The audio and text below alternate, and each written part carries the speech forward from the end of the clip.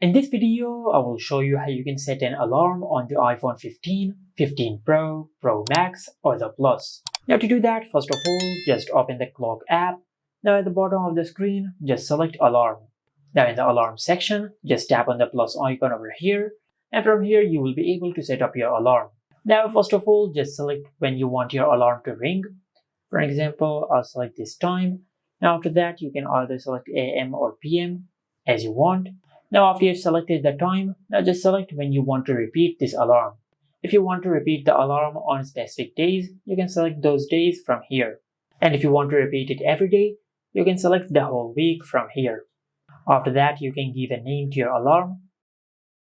For example, I will give this alarm this name. After that, if you tap on sound, you will be able to set a sound for your alarm. Like that. Now, if you want to enable the snooze feature, you can enable this toggle, and also you can set the duration of snooze. You can set it anywhere from 1 minute all the way to 15 minutes. Now, once you have set up your alarm as you like, then just tap on done to save. And as you can see, this is how you can set an alarm on your iPhone. And this is it. Make sure to like, comment, and subscribe. Thank you for watching.